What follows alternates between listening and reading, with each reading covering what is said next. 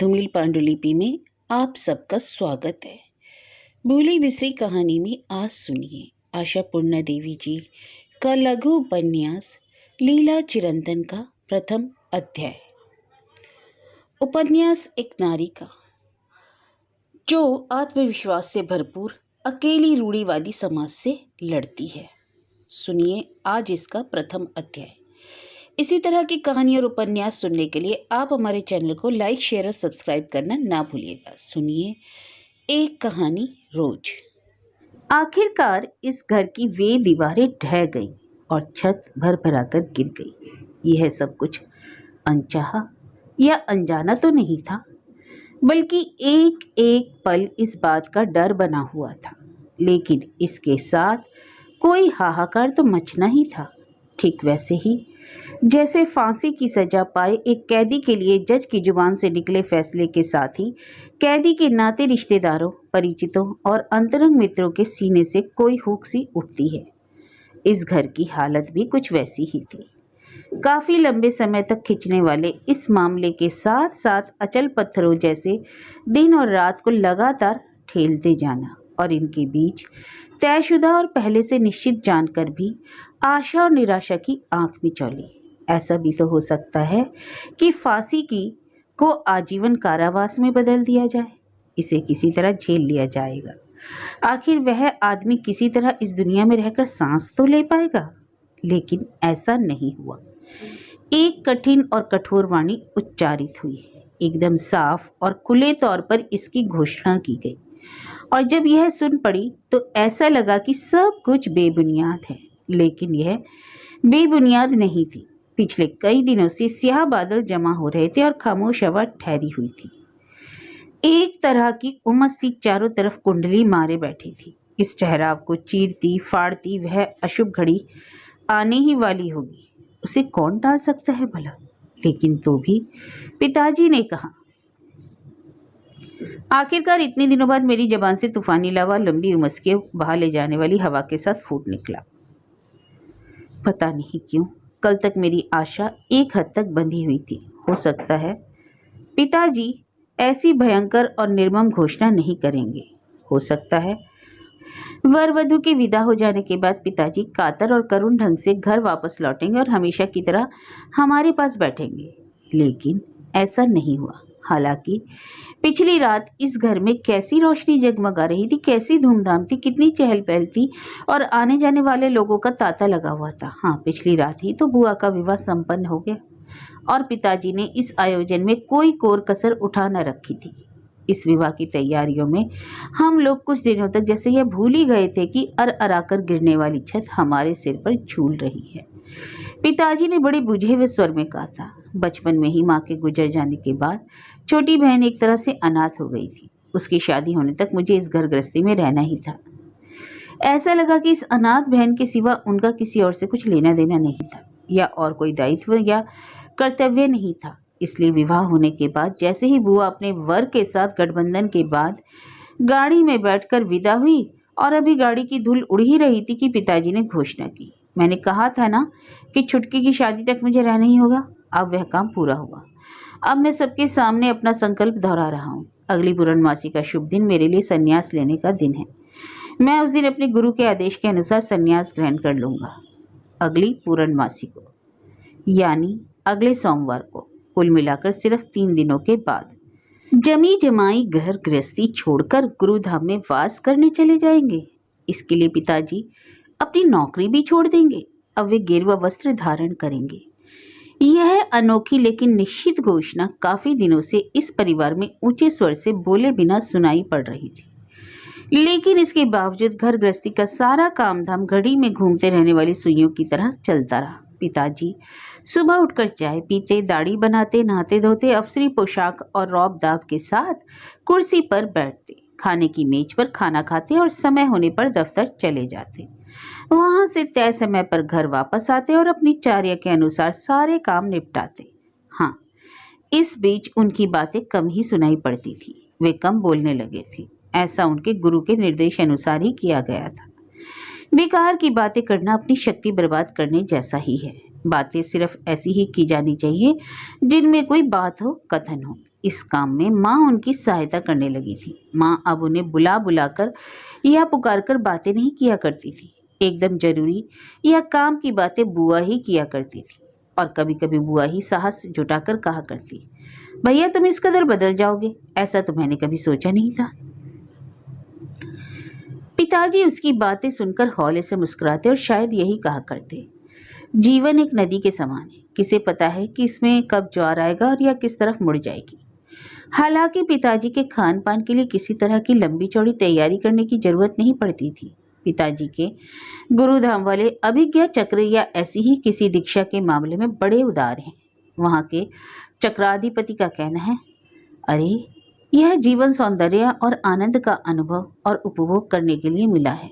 मनुष्य ही सृष्टिकर्ता की श्रेष्ठ सर्जना या सृष्टि है। पशु पक्षी के जगत में ना तो आह्वान है ना ही विसर्जन, लेकिन ऐसा मनुष्य के जगत में है। यह केवल मनुष्य ही है जो सौंदर्य की साधना कर सकता है, उसकी उपासना कर सकता है। ऐसा भी नहीं कि तू विलासिता में डूब जाएगा। डूबेगा, क्यों नहीं डूबेगा भला। और स्वयं भगवान भी कितना बड़ा विलासी है, तूने कभी सोचकर देखा है। उसी विलास के लिए, उपभोग के लिए उसने इस पृथ्वी में इतना रूप रंग रस गंध और स्पर्श भरा है, यही भोगता है। मनुष्य उसी का प्रतिरूप है। दूसरे सभी प्राणियों के साथ उसका यही तो अंतर है, अन्यथा मूल स्थान के नाते सभी एक जैसे ही हैं। सभी जीव मात्र हैं, नश्वर हैं। ऐसी ही कई तरह की अच्छी अच्छी बातें वे अक्सर किया करते। शब्द ही उनकी शक्ति और विभूति है। उनकी ये बातें बेमतलब की बातें नहीं, इसलिए इन्हें अनायास और अजरस्त्र बहते ही रहना है, किसी धारा की तरह चंचल, फवारे की तरह उछलते जाना है। लेकिन हमने इस तरह की बातें पहले कभी किसी दिन नहीं सुनी थी। जो कुछ सुना था वह पिताजी के हमउम्र लेकिन दूर के ममेरे भाई डॉक्टर अश्विन की पत्नी के मुंह से। उसे पिताजी ना तो मामी कहते थे और ना बहुरानी, इसलिए उसका नाम लेकर पुकारते थे। हालांकि यह नाम उनका घरेलू या माँ बाप द्वारा दिया गया नाम नहीं था, बल्कि गुरु प्रदत्त नाम था। वे अभिज्ञा चक्र की विशेष शिष्या थी। गुरु ने उसे परम प्रज्ञा या प्रज्ञा भारती जैसा ही कोई नाम दिया था। क्या वे संसार त्याग चुकी थी या फिर गेरुआधारी सन्यासिनी थी? नहीं, अब तक तो नहीं। अभी भी वे बेहद पेशेवर कमाऊ डॉक्टर की गृहस्थी में पूरी तरह रची बसी थी।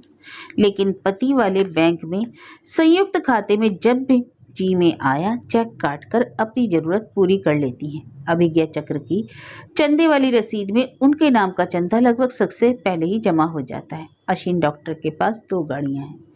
इनमें से एक इसी प्रज्ञा भारती या परम प्रज्ञा की है। वे खुद गाड़ी चलाती हैं और इसके लिए उन्हें किसी ड्राइवर की जरूरत नहीं पड़ती। इस बात को वे बड़े रौब से अपने पति को सुनाती हैं।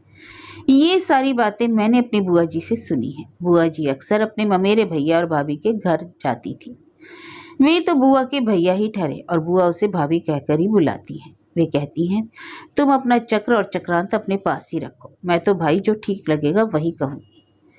बुआ की वही भाभी हमारे इस घर में 2-4 बार तो आ ही चुकी थी। नहीं, उन्होंने तब तक गेरुआ परिधान धारण नहीं किया था, लेकिन ज्यादातर मौकों पर वे गेरुआ रंग से मिलती जुलती लाल रेशमी साड़ी पहने रहती और इससे मेल खाता हुआ लाल रेशमी ब्लाउज, खिला हुआ रंग, तराशा हुआ बदन। उनका चेहरा कैसा है यह अलग से याद करने की जरूरत नहीं पड़ती थी। इसकी वजह यह थी कि उनके रौब दाब वाले चेहरे पर एक अजीब सी गंभीरता थी और उनकी आंखों की पुतलियां रह रहकर किसी स्वप्न लोक में तिरने लगती थी। गर्दन तक कटे कटे और शैम्पू किए गए रूखे बालों के बीच उनका चेहरा और भी मोहक नजर आता। उनके गले में कई सोने की या मटर दाने वाली माला नहीं होती थी, बल्कि ढेर सारी मालाएं झूलती रहती थी। उनमें रुद्राक्ष होता, स्फटिक होता, गुड़िया होती और मंगलसूत्र की तरह ढेर सारी पूतियों की छोटी छोटी मालाएं होती और इन सब के साथ लंबी सी मुक्ता माला होती थी जो उनकी नाभि तक झूलती रहती थी। यह नकली मोतियों की माला ही होगी, क्योंकि असली मोतियों की इतनी लंबी माला का जुगाड़ कर पाना अश्विन डॉक्टर जैसे लोगों के लिए मुश्किल ही होता। और आजकल इमिटेशन वाली चीजें पहनने में काहे की ला शर्म, यह तो पहले के जमाने में था। केमिकल जेवरात, नकली मोती की माला या नकली हीरे की अंगूठी पहनना शान के खिलाफ समझा जाता था। लेकिन पहले जो कुछ निंदनीय समझा जाता था, आजकल वही प्रशंसनीय माना जाने लगा है। बुआ की उस भाभी की कलाई में कभी मोतियों से गुथा कंगन होता तो कभी ढेर सारे सोने के भारी भरकम वाले। लेकिन वे सब उनकी एक कलाई पर झिलमिलाते रहते। हमारी बुआ यह देखकर कुछ अधीर हो जाती और पूछती, यह क्या कर रही हो? क्या तुम मेरे भैया का अनिष्ट करना चाह रही हो? भैया की पत्नी अलौकिक हंसी हंसते हुए जवाब देती, अगर तुम इस बात की गारंटी दे सको कि मेरे 2-4 दर्जन चूड़ियां और कंगन पहन लेने भर से ही तुम्हारे भैया कोई अमर पद पा लेंगे, तो मैं वह भी करने को तैयार हूँ। यह सब पहले की ही बातें हैं।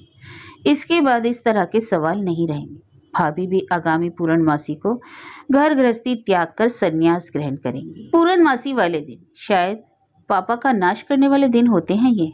यानी यह बात साफ थी कि पिताजी और यह परम प्रज्ञा एक ही लगन में संन्यास ले रहे थे। फिलहाल उनकी बात चूल्हे में जाने दो। मैं अपनी सुलगती आंखों से देखा करती थी। पहले मैं पिताजी के बारे में ही बात करूंगी। बुआ की विदाई और कार के पहिए से निकलने वाले धूल के बैठ जाने के बाद ही पिताजी वह भारी भरकम घोषणा कर बैठे थे, वह भी इतने सहज भाव से।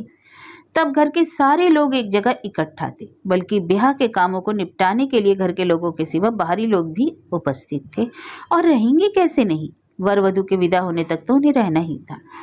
माँ और किसी के चेहरे की तरफ देख रही होंगी ऐसा नहीं लग रहा था। वह लगातार पिताजी के चेहरे की तरफ देखती रही थी और फिर ठहरे हुए स्वर में बोली, बहन के विवाह के सिवा और किसी तरह की जिम्मेदारी नहीं बनती तुम्हारी? पिताजी ने जवाब दिया, यह तो बहाना भर है, जिसको जो भी काम है वह वही करता है। लेकिन मैंने माँ से वादा किया था कि खूकू को पढ़ा लिखा कर काबिल बना दूंगा और खूब अच्छी जगह उसकी शादी करूंगा। माँ उसी तरह टकटकी लगाकर देखती रही और बोली, सिर्फ माँ के लिए और किसी के प्रति तुम्हारी कोई जिम्मेदारी नहीं है? वह सब मैंने ईश्वर को समर्पित कर दिया है। माँ ने यह सुनकर अपनी आंखें फिरा ली। एक स्टूल पर बैठे थे माँ के आदरणीय गुरुजन और पिताजी के बड़े काका। जहां तक संभव हो पा सकता था, बड़े काका अपने गांव के घर को छोड़कर कभी शहर नहीं आते थे। वह काफी बूढ़े हो चुके थे, लेकिन पूरे इलाके में उनकी अच्छी साख थी। एक तरह से सारा गांव ही उनका घर परिवार था। अपनी जवानी में वह स्वदेशी आंदोलन से जुड़े रहे, कई बार जेल जा चुके थे और पुलिस के अत्याचार के खिलाफ विद्रोह कर चुके थे। बाद में उन्हें कुछ पुरस्कार भी मिले थे, ताम्रपत्र, प्रशस्ति पत्र और स्वाधीनता संग्रामी के नाते भत्ता वगैरह। गांवों का उत्थान कैसे हो, यही उनकी चिंता और चार्या थी। यही सब लेकर वह हमेशा व्यस्त रहते थे।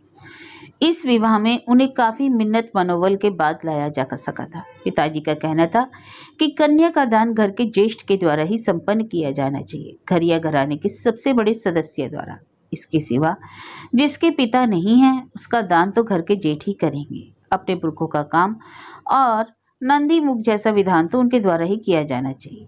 जेठा ने इतना जरूर कहा था कि बड़ा भाई भी कन्यादान कर सकता है। पिताजी ने कहा था, फिर तो पिता के बड़े भाई का और भी हक बनता है, और इसलिए पिताजी के बड़े काका को यहाँ बुलवाया गया, जिन्हें हम दादाजी कहकर पुकार रहे थे। माँ ने अब उनकी तरफ ताकते हुए गंभीर स्वर में कहा, क्या आप इस बारे में कुछ नहीं कहेंगे? दादाजी कुछ परेशान से दिख पड़े, फिर बोले, मैं भला क्या कह सकता हूँ? क्यों नहीं कह सकते? आप घर के बड़े बुजुर्ग हैं। आपके घर का कमाऊ पूत अचानक संन्यास लेने जा रहा है, आप क्या इसकी अनुमति देंगे? स्टूल के ऊपर बैठे दादाजी ने अपने आप को सहेजते हुए कहा, मेरी अनुमति देने न देने से भला क्या आता जाता है? माँ ने उस बूढ़े आदमी की आंखों की ओर ताकते हुए एक बार फिर भरे हुए गले से कहा, हाँ मुझे पता है, लेकिन तो भी मैं यह जानना चाहती हूँ कि आप इस बारे में राजी हैं या नहीं? घर गृहस्थी की तमाम जिम्मेदारियों से आंखें चुराकर अचानक एक सन्यासी बन जाना, क्या आप इसे ठीक समझते हैं? दादाजी और भी चौकसी बरतते हुए स्पष्ट स्वर में बोले, असल में मैं तो यह बताना चाहता हूँ बहू, अगर घर की कोई संतान संन्यास ग्रहण करना चाहे तो उसमें कुल पवित्रम जननी कृतार्थम, ऐसा ही कुछ अर्थात। माँ ने हामी भरते हुए कहा, ठीक है, इसका अर्थ बताने की कोई जरूरत नहीं, मुझे तो समझना था, मैं समझ गई। वैसे मुझे इस तरह का कोई ज्ञान या भान नहीं, आप शास्त्रज्ञ हैं। अब आप ही बताइए कि ऐसे संसार त्यागी महापुरुष के मामले में उसकी भार्या या पत्नी का क्या कुछ करना चाहिए? माँ की आवाज अब बहुत नरम पड़ गई थी, लेकिन उनकी बात बहुत ही धारदार थी, तेज छुरी जैसी। तभी पिताजी ने खींच भरे स्वर में कहा, इस बात को लेकर इन्हें परेशान करने की क्या जरूरत है? माँ ने कहा, कुछ तो कहना करना ही होगा ना। कभी यही लोग मुझे इस घराने की बहू बनाकर ले आए थे, अब जबकि वे मेरे सामने बैठे हैं, उनसे ही तो मुझे सलाह लेनी चाहिए। हमारे दादाजी क्या मेरी माँ के कातर स्वर में छिपी छुरी की इस धार को महसूस कर रहे थे? दादाजी का स्वर शायद इसलिए थोड़ा तेज हो गया था। जब तुम यह पूछ रही हो कि इस बारे में शास्त्र क्या निर्देश देता है, फिर तो बताना ही पड़ेगा। पति को धर्म पथ पर पड़ा देना और उसमें उसकी सहायता करना ही पत्नी का सच्चा कर्तव्य है। माँ का स्वर एकदम रूखा हो गया। वे बोली, अगर बिना किसी सहायता के ही आगे बढ़ाने का काम हो जाए तो फिर ज्यादा कुछ करने की जरूरत कहाँ रहती है। मैं तो यह जानना चाहती हूँ कि इन सब के बाद स्त्री की जीवन यात्रा की गति किस प्रकार तय होगी। इस बारे में शास्त्र कुछ कहता है? दादाजी ने भरे गले से कहा, यह तो बेकार की बहस है बहुरानी। शास्त्र तो हमेशा से ही यही कहता है, सती या पतिव्रता नारी पति की अनुगामिनी बनकर रहेगी, यानी कि स्त्री स्त्री भी इस घर संसार छोड़कर संन्यास ग्रहण कर ले। पिताजी ने खींच भरे स्वर में कहा, यह क्या हो रहा है भाई? वे ठहरे बूढ़े आदमी ने क्यों परेशान किया जा रहा है? लेकिन माँ ने निसंकोच भाव से कहा, बड़े बुजुर्ग से ही तो सलाह ली जाती है कि नहीं बड़े काका? दादाजी अब सचमुच भरे हुए स्वर में बोले, अब वह सारा उपदेश मैं अभी तुम्हें किस प्रकार दूं? इन तीन तीन नाबालिग संतानों का दायित्व भी तुम्हें ही संभालना है। मैं तुम्हें घर गृहस्थी छोड़ने की सलाह भला किस तरह दे सकता हूँ? नाबालिग? नाबालिग से उनका मतलब मुझसे मेरे 1 साल बड़े भैया और मुझसे उम्र में छोटी बहन पुटकी से था। हालांकि मैं अपने आप को नाबालिग मानने के लिए तैयार नहीं थी, भले ही मेरी उम्र सिर्फ 17 साल की थी। माँ तो जैसे किसी युद्ध की तैयारी में थी। ढाल ना तलवार, फन्ने खा सरदार। उस निहत्थे सरदार की भूमिका में ही माँ ने कहा, अच्छा तो फिर इन 3 नाबालिग संतानों को पालने की जिम्मेदारी क्या मेरी ही है? पिताजी ने एक बार अपनी नाराजगी जताते हुए कहा, मेरी समझ में यह नहीं आ रहा कि तुम अचानक इस बूढ़े आदमी को परेशान करने पर क्यों तुली हो। उन्होंने मेरा अनुरोध स्वीकार कर लिया और अपना सारा काम धाम छोड़कर यहाँ आने का कष्ट किया है, और तुम यह बेमौके का अपना रोना रोकर। लेकिन माँ कहाँ मानने वाली थी। तुम्हें क्या कभी ऐसा लगता है कि बेमौके वाली बात कभी मौके वाली बात में बदला जा सकता है? अरे किसी अदालत में खड़े होने का इससे बेहतर मौका कभी हाथ आएगा? ठीक है, मैं मान लेती हूँ कि शास्त्र के अनुसार इन सबको संभालने की जिम्मेदारी मेरी ही है, यही ना? तो फिर सब कुछ मेरी मर्जी से, मेरी इच्छा से होगा, यानी कि मैं जैसा उचित समझूंगी वैसा ही। लेकिन दादाजी यह सुनकर नाराज हो गए। बोले, ऐसा क्यों कर होगा? घराने के तौर तरीके के अनुसार ही उन्हें पालना होगा। अगर तुम राजी हो तो मैं मुन्ना को अपने साथ ले जाने को तैयार हूँ। अपनी परिपाटी के अनुसार ही उसका पालन पोषण होगा। मुन्ना से उनका मतलब भैया से था। वह अभी उच्च माध्यमिक परीक्षा की तैयारी कर रहा था। मैं भी इसी कक्षा में थी। हम दोनों साथ ही एक ही कक्षा में पढ़ रहे थे।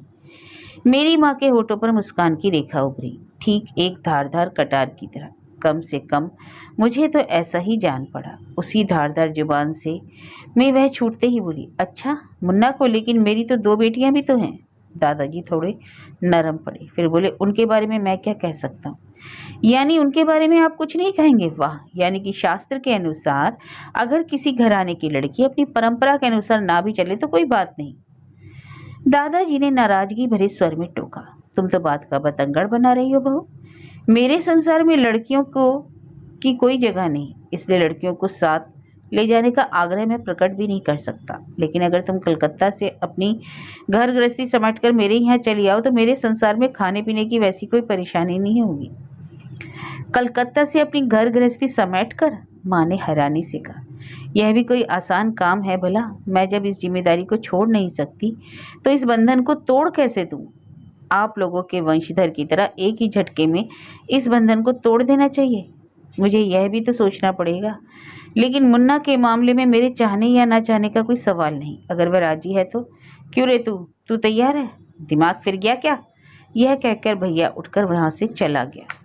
दादाजी ने गला खंकार कर कहा, अब मुझे मुक्त करो बाबा आनंद। तुम्हारे कहने पर मेरा जो कर्तव्य था वह मैंने निभा दिया। अब यहाँ रुकने से क्या लाभ? लेकिन मुझे इस बात का जरा भी खटका ना था कि यहाँ आकर ऐसा कुछ देखना पड़ेगा। चलो अब जैसी ईश्वर की इच्छा। शाम की गाड़ी से ही मेरे लौटने का इंतजाम कर दो।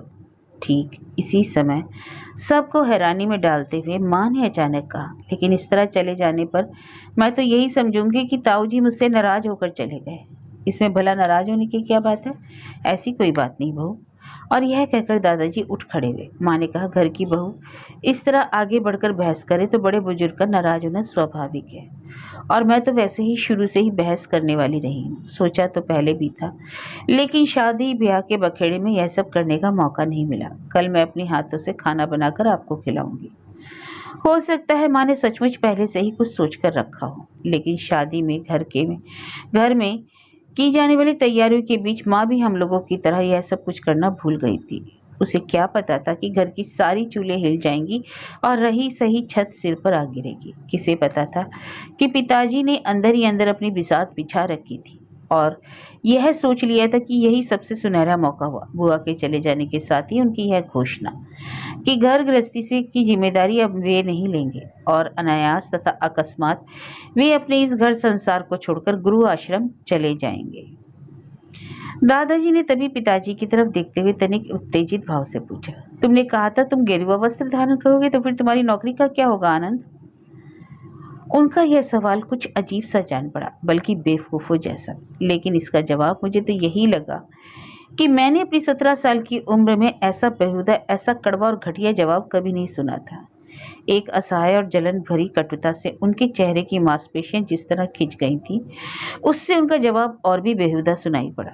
पिताजी तमतमाए हुए चेहरे और होठों पर कुटिल मुस्कान के साथ एक एक शब्द को चबाते हुए बोले, और क्या होना है? वह कमीना जो इतने दिनों तक गिद्ध की तरह इधर उधर ताकता रहा, एक एक दिन गिन रहा था कि कब इस इंसान रुसाले की कुर्सी खाली और शैतान की औलाद वक्त के पहले ही उस कुर्सी को हथिया लेगा और नाच नाच कर लोगों में मिठाई बांटता फिरेगा। ऐसा जान पड़ा कि अपनी मर्जी से कुर्सी छोड़कर आने के बाद अगर कोई आदमी इस मौके का फायदा उठाता हुआ उसे हासिल कर ले तो यह पिताजी को बहुत ही बुरा लगेगा। वे इसे बर्दाश्त नहीं कर पाएंगे और यही कारण था कि वे ईर्ष्या की आग में जल भुन रहे थे। यह क्या किसी सन्यासी का कथन था? लेकिन इसके बाद ही मुझे याद आया कि नहीं, अभी तो पूर्णिमा में 3 दिन की देर है, इसलिए अभी भी वैसी बातें की जा सकती हैं जो सन्यासियों को शोभा नहीं देती। पता नहीं क्यों मेरे दिमाग में एक ऐसी ही बात क्यों आ गई। क्या मेरी उम्र इतनी हो गई कि मैं ऐसी बात सोच सकती हूँ? मुझे ऐसा लगा कि अगर कोई अपनी मर्जी से अपनी पत्नी को छोड़कर चला जाए या फिर उसे त्याग दे और कोई दूसरा आदमी उस स्त्री को अपना ले, तो क्या उसका पहला पति इस जैसी आग या जलन में नहीं झुलसेगा? कभी कभी मुझे लगता है कि मेरी उम्र अब कच्ची नहीं रही, लेकिन कोई उपाय न था। मुझे बनाने वाले और पालने वाले ने मुझे इसी रूप में गढ़ा था, वरना स्कूली पढ़ाई करने के पहले ही मैं मोहल्ले के एक लड़के के साथ क्यों कर लटकी हुई थी। दादाजी स्टूल पर से उठकर खड़े हुए, कमरे के अंदर जाते जाते घूमकर बोले, इसका मतलब तुमने समय पूरा हो जाने के बहुत पहले कुर्सी छोड़ दी? पिताजी ने यह प्रश्न सुनकर अपने चेहरे पर एक बार फिर सन्यासियों वाली उदासीनता पोतते हुए उत्तर दिया, और चारा भी क्या था, दो दो नाव पर भी कहीं पांव रखा जा सकता था। उन्होंने ठीक ही कहा था। दादाजी वहीं पर 2-4 कदम चलने के बाद अचानक बोल उठे, इस बारे में सोचा भी है कि तुम्हारी इस गृहस्थी का क्या होगा? पिताजी अचानक बौद्धिस्त जैसे दिख पड़े। उन्होंने कहा, मैं यह सब सोचने वाला कौन होता हूँ भला? इस बारे में जिनको सोचना विचारना है वही सोचेंगे। और यह कहकर पास वाले बरामदे पर टहलने लगे। पता नहीं सुबह का सितारा कब आसमान में उगा, लेकिन इधर कोई मौजूद नहीं था। मैं बाहर वाले कमरे में नक्षत्र के साथ बैठी थी। पिछली रात इसी कमरे में दूल्हे को बिठाने का आसन बनाया गया था। डेकोरेटर ने इसे नकली सिंहासन, फूल पत्ते, साटिन और मखमली गद्दों वाली और कावत तकियों से सजा संवार दिया था। सुबह के वक्त वह सारी सजावटी चीजें उठा ले गया। फर्श पर इधर उधर कुचले हुए फूल बिखरे हुए थे, कुछ रंगीन फीते और कागज के टुकड़े यहाँ वहाँ फैले हुए थे, और कमरे के एक कोने से दूसरे कोने तक एक गंदी और उधड़ी हुई दरी फैली हुई थी। कल रात इसी के ऊपर एकदम सफेद चांदी बिछी हुई थी और उसके बीचों बीच फूल का नक्काशीदार मखमली कालीन सुशोभित था। वे तमाम सजावटी चीजें अब बटोर ली गई थी और अब वहां सिर्फ वही उगड़ी और दागदार दरी पड़ी थी। उसे देखकर यही जान पड़ता था कि यह आज की हमारी जिंदगी जैसी है। कल तक यहाँ एकदम साफ शफाफ चांदनी चादर और फूलों के नक्काशीदार कालीन बिछे थे और चारों तरफ से लोगों का आना जाना और हंगामा मचा था। मैंने भी कल जमकर साज सिंगार किया था। सलवार कमीज छोड़कर कल ही मैंने पहली बार साड़ी पहनी थी, माँ की जिद पर ही सही।